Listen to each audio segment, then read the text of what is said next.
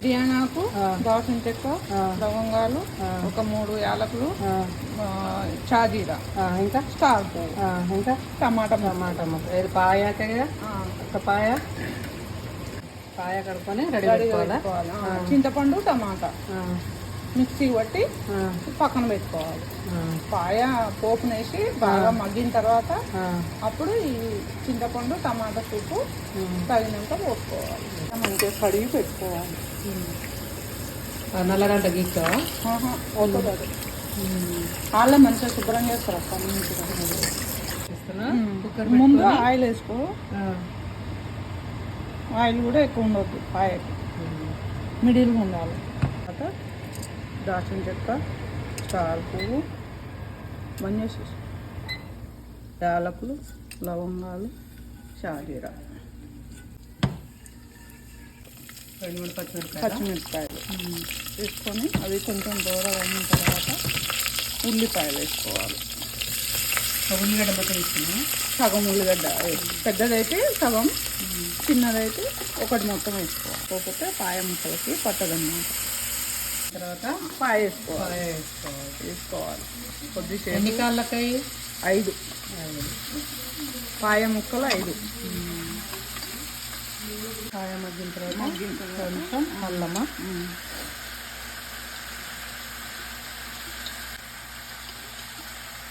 అల్లం వేసి అల్లం వేసిన తర్వాత పాయ ముక్కలు ఈ అల్లము మంచిగా కలిసేటట్టు కలుపుకొని ఉప్పు వేసుకొని ఉంచుకోవాలి.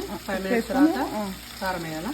కారం వేసి 2 నిమిషాలకి కరివేపాకు వేసుకొని మంచిగా కలుపుకోవాలి.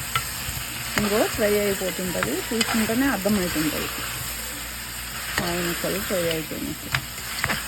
కారం వేసుకొని ఒక 5 నిమిషాలు ఉంచుకొని ఆ టమాటా సూపు అది మళ్ళీ చెప్తాది. ఉప్పు వేసినాక కరివేపాకు వేసినాక 5 నిమిషాల తర్వాత కారం వేసుకొని మగ్గియాలి. ఒక 5 నిమిషాలు మగ్గియాలి. కారం వేసినాక ఇట్లా బాగా మగ్గాలి పాయ. ఇప్పుడు టమాటా సూపు, చింతపండు సూపు వేసుకొని టమాటా చింతపండు కలిపి మిక్సీ వేసి చారులకు వేసి అందులో వస్తున్నాం. మంచిగా వస్తుంది అన్నమాట, ఫ్లేవర్ మంచిగా వస్తుంది. పోసి మూత పెట్టి పులుసు పోసి కుక్కర్ పెట్టి 8 విజిల్స్ వస్తాం. 8 విజిల్లు పెట్టాలి. 8 విజిల్ వచ్చే వరకు 8 విజిల్లు వచ్చినాక దీన్ని ఇప్పుడు కొబ్బరి వేసుకొని కొబ్బరి నీళ్ళు కొబ్బరి వేసుకొని కలుపుకోవాలా. మెంతుల పొడి ఎక్కువ వేసుకోవద్దు, కొంచెం జీలకర్ర చిట్టికంత జీలకర్ర మెంతుల పొడి, మీ గరం మసాలా, మీ ఘాటు మసాలా, కొంచెం ధనియాల పొడి అంతే. కొత్తిమీర వేసుకుంటే అయిపోతుంది. కొత్తిమీర వేసుకొని కాసేపు ఉడికించుకుంటే సరిపోతుంది. పాయ రెడీ. పాయలో సూప్ ఉండాలి. మటన్ పాయ రెడీ.